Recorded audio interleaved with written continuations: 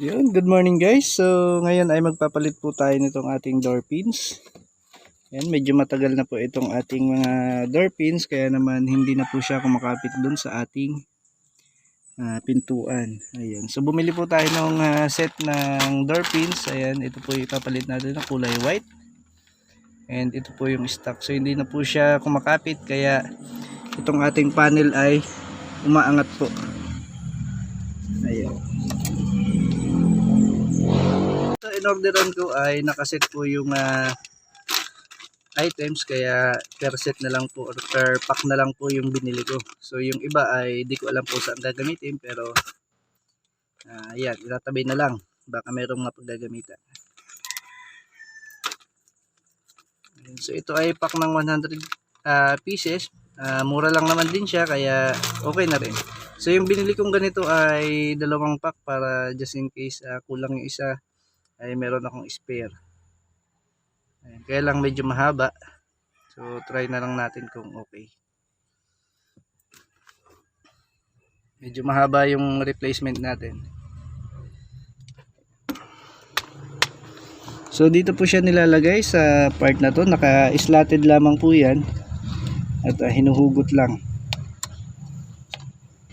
Ayan. Tapos isasalpak natin yung bago.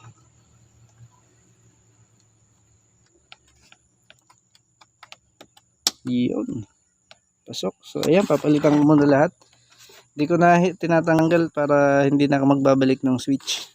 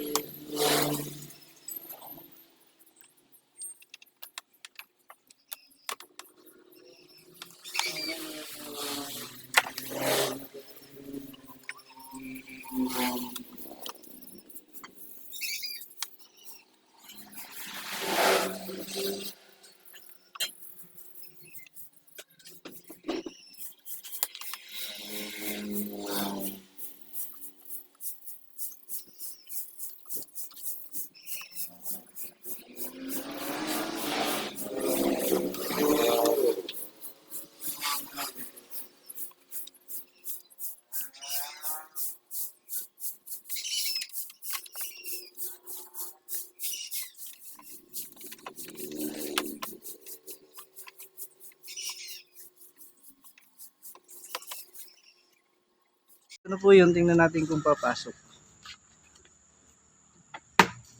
Yun. Mega love shout out.